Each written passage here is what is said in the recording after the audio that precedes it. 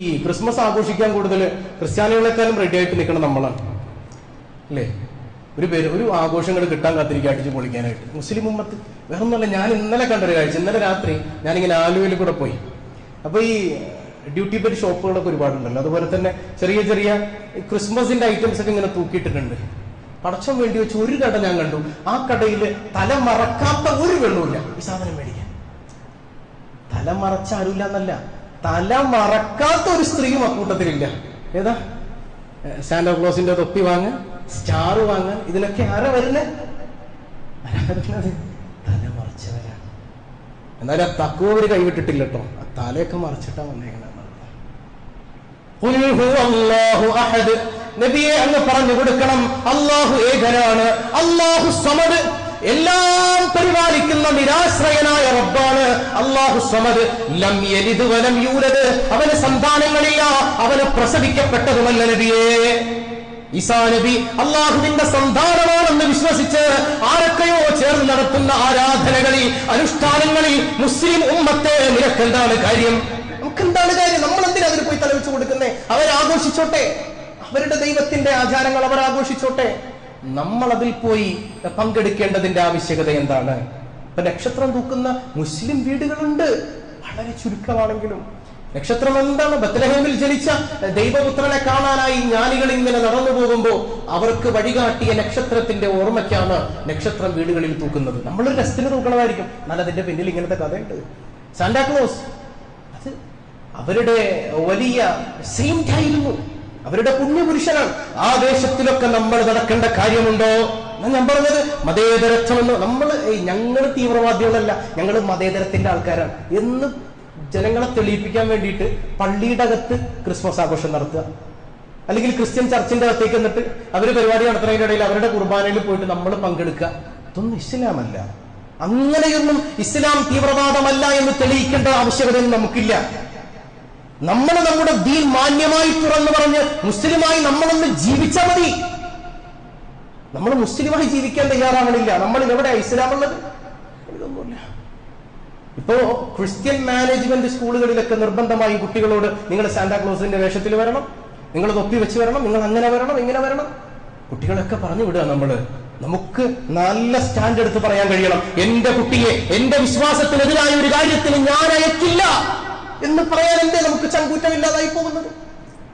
എത്രയോ Christian management സ്കൂളിൽ വലിയ ഹാജിയാരുടെ മക്കൾ പഠിക്കുന്നുണ്ട്. തല മറക്കേണ്ടതില്ല എന്നാണ് ആ സ്കൂളിലെ നിയമം. കുഴപ്പമില്ല, മോള് പോയി പഠിച്ചോ. ആ വിദ്യാഭ്യാസം കൊണ്ട് എന്താണ് സഹോദര നേട്ടം? ധാർമ്മിക മൂല്യമില്ലാത്ത വിദ്യാഭ്യാസം കൊണ്ട് നിനക്കെതിരാകുന്ന സന്താനങ്ങളായി അവരെ കാണാമെന്നല്ലാതെ ഈ സമൂഹത്തിന്, ഈ സമുദായത്തിന്, ഈ രാജ്യത്തിന് എന്ത് ഗുണമാണുള്ളത്? ഒരു ഗുണമില്ല. ക്രിസ്ത്യൻ മാനേജ്മെന്റ് സ്കൂളിൽ പഠിപ്പിക്കേണ്ടെന്നല്ല, നമ്മുടെ ആദർശത്തിന് ഒത്തുപോകാത്തതാണെങ്കിൽ അവിടെ നിന്ന് മാറ്റുക. വേറെ സ്കൂളില്ലാത്ത കുഴപ്പമൊന്നുമില്ലല്ലോ. എന്തോരം സ്കൂളുകൾ ഇവിടെ ഉണ്ട്, എത്രമാത്രം സ്കൂളുകൾ ഇവിടെ നിലവിലുണ്ട്. ഇനി അങ്ങനെയുള്ള സ്കൂളുകളിൽ പഠിക്കുകയാണെങ്കിൽ തന്നെ നമ്മൾ പറയണം, എന്റെ വിശ്വാസ ആദർശത്തിനെതിരാണ് ഈ വിഷയം. എനിക്ക് ഭരണഘടന അനുശാസിക്കുന്നുണ്ട്, ഭരണഘടന അനുശാസിച്ചു തരുന്ന എനിക്കുള്ള റൈറ്റ് ഉണ്ട്. എന്റെ കുട്ടികൾ ഒരിക്കലും ഇത്തരം കാര്യങ്ങളിൽ പാർട്ടിസിപ്പേറ്റ് ചെയ്യുകയില്ല എന്ന് പറയാനുള്ള ധൈര്യം നമ്മൾ കാണിക്കണം. അവരാഘോഷിച്ചോട്ടെ. അപ്പൊ അള്ളാഹുവിനെ പരിഹസിക്കലാണ് യഥാർത്ഥത്തിൽ അത്തരം ആഘോഷങ്ങളിൽ പങ്കെടുക്കൽ. കാരണം അവിടെ എന്താ? അള്ളാഹുവിന്റെ കുട്ടിയാണെന്ന് പറയുന്ന, അള്ളാഹുവിന് സന്താനമുണ്ടെന്ന് വിശ്വസിക്കുന്ന ആളുകൾ ഒരുമിച്ചുകൂടി പുൽക്കൂട്ടിൽ ഈസാ നബിയെ ഇങ്ങനെ ഇരുത്തുക. നമ്മൾ പോയി മേരി ക്രിസ്മസ് പാടുക. അള്ളാഹുവിനെ പരിഹസിക്കലാണ് സഹോദരങ്ങളെ. അത് ഒരിക്കലും അങ്ങനെയുള്ള ആളുകളായി നമ്മൾ മാറാൻ പാടില്ല. നമ്മുടെ കാര്യങ്ങൾ കൃത്യമായി അവർക്ക് ബോധ്യപ്പെടുത്തി കൊടുക്കുക, അല്ലാതെ ഭിന്നതയുടെ വഴിയല്ല, പരിഹാസത്തിന്റെ വഴിയല്ല. അവരോട് ചെന്നിട്ട് നിങ്ങൾ ആരാധിക്കുന്നത് സൂര്യദേവനെയാണെന്ന് പറയേണ്ടതില്ല. നമ്മൾ പറയേണ്ടതില്ല.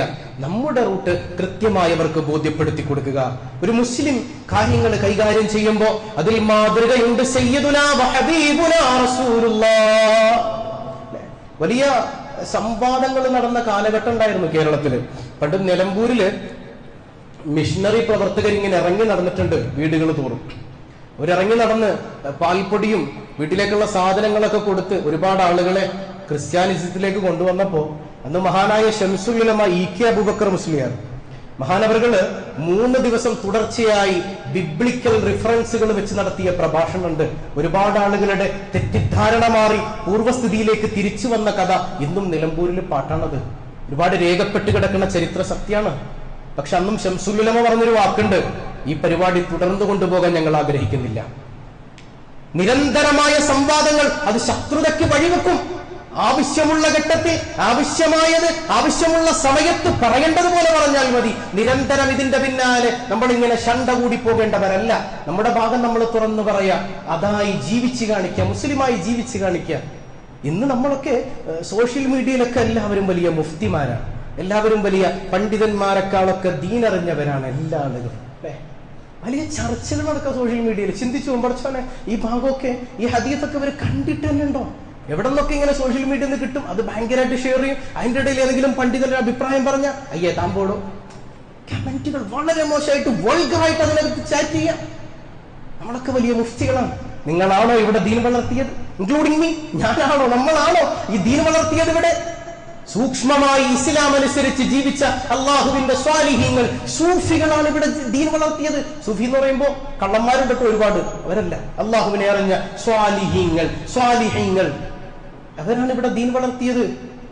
അത് പരമത വിദ്വേഷം കൊണ്ടായിരുന്നില്ല, എല്ലാവരെയും ചേർത്ത് പിടിച്ചുകൊണ്ടായിരുന്നു. അത്തരം ചേർത്തു പിടിക്കലിന്റെ സന്ദേശമാണ് എപ്പോഴും നമുക്ക് പറയാനുള്ളത്. അപ്പൊ ഞാൻ ഒരിക്കൽ കൂടെ ഉണർത്തുകയാണ്, മതേതരത്വം എന്ന് പറഞ്ഞാൽ മറ്റു മതസ്ഥന്റെ ആരാധന അനുഷ്ഠാനങ്ങളിൽ പോയി പങ്കെടുക്കലല്ല. അവർക്ക് അവരുടെ ആരാധനയ്ക്കുള്ള അവസരങ്ങൾ നമ്മൾ അനുവദിച്ചു കൊടുക്കുക, അവർക്ക് വേണ്ട സഹായങ്ങൾ ചെയ്തു കൊടുക്കുക. പക്ഷെ നിങ്ങളുടെ ആരാധനകളിൽ പങ്കെടുക്കാൻ ഞങ്ങളില്ല എന്ന് തുറന്നു പറയാൻ കഴിയൽ തന്നെയാണ്, അതിനുള്ള സ്വാതന്ത്ര്യമാണ് യഥാർത്ഥത്തിൽ മതേതരത്വം എന്ന് പറയുന്നത്. അള്ളാഹു നമ്മുടെ നാട്ടിൽ എന്നെന്നും സമാധാനം നിലനിർത്തുമാറാകട്ടെ.